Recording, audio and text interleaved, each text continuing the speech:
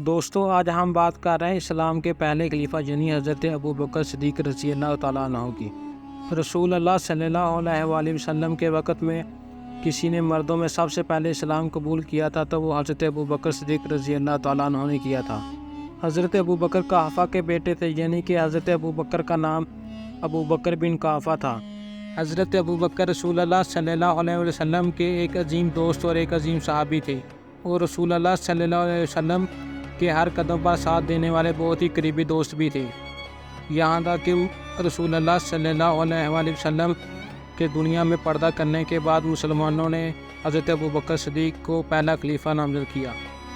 آج کی شاندار ویڈیو میں ہم لوگ حضرت ابو بکر صدیق رضی اللہ تعالیٰ عنہ کی پوری داستان کو جانیں گے، تو چلیے شروع کرتے ہیں۔ حضرت ابو بکر صدیق رضی اللہ تعالیٰ عنہ کی پیدائش 553 عیسوی میں مکہ سعودیہ عربیہ میں ہوئی تھی۔ حضرت ابو بکر کی بیٹی حضرت عائشہ کا نکاح حضرت محمد صلی اللہ علیہ وسلم کے ساتھ ہوا تھا۔ یہاں تک کہ حضرت ابو بکر صدیق ان صحابیوں میں سے ہیں جنہیں رسول اللہ صلی اللہ علیہ وسلم نے دنیا میں ہی جنت کی بشارت دے دی تھی۔ دوستو حضرت ابو بکر صدیق کوئی امیر صحابی نہیں تھے، لیکن اس کے باوجود حضرت ابو بکر نے حضرت بلال کو آزاد کروایا، ابو قحافہ کو خریدا اور آزاد کر دیا، چاہے غلام ہیں، اور کنیزیں جو رسول اللہ صلی اللہ علیہ وآلہ وسلم پر ایمان لائیں، یہ وہ ہیں جنہیں حضرت ابو بکر نے آزاد کروایا۔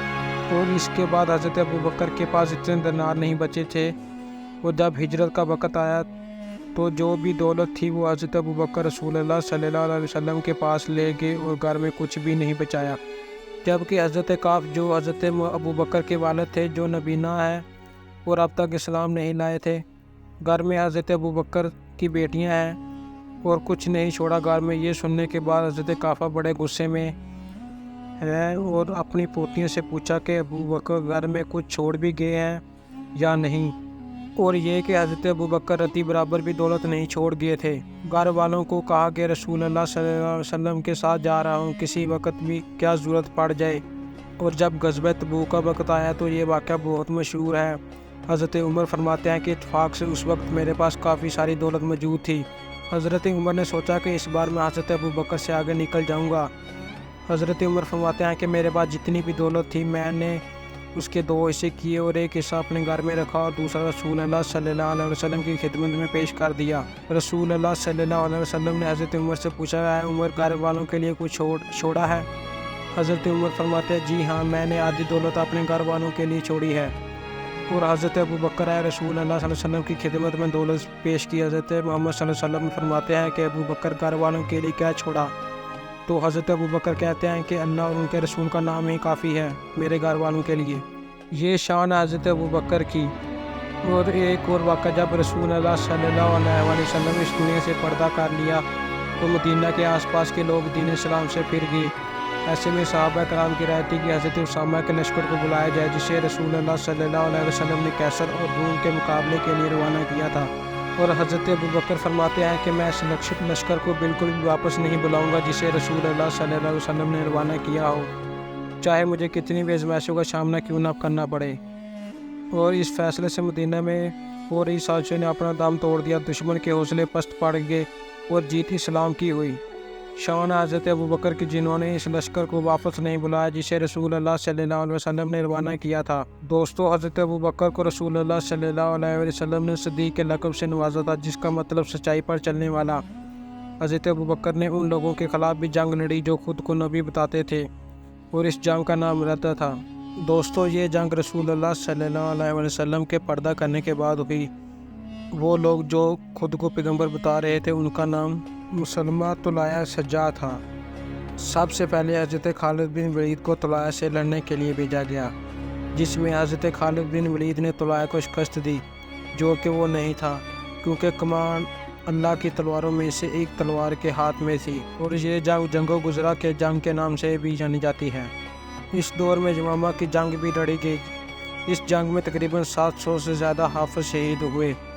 حضرت ابو بکر نے حضرت کریم اور حضرت شرابیل کو مسلمہ سے لڑنے کے لیے بھیجا، لیکن وہ ناکام ہوئے، جس کے بعد حضرت خالد بن ولید کو بھیجا گیا، اور حضرت خالد بن ولید نے مسلمہ کو 33 عیسوی میں شکست دی۔ دوستو حضرت ابو بکر صدیق کی خلافت کا دور सन 632 से लेकर सन 634 ईस्वी तक रहा, यानी कि 11 से 13 हिजरी तक। दोस्तों, यहाँ तक कि हज़रत अबू बकर सिद्दीक़ ने ईमान लाने से पहले कभी भी बुतों को सजदा नहीं किया और ना ही कभी शराब को हाथ लगाया। जब ईमान लाने से पहले हज़रत अबू बकर सिद्दीक़ अरब में इस तरह रहते थे तो सोचें ईमान लाने के बाद कैसे रहे होंगे।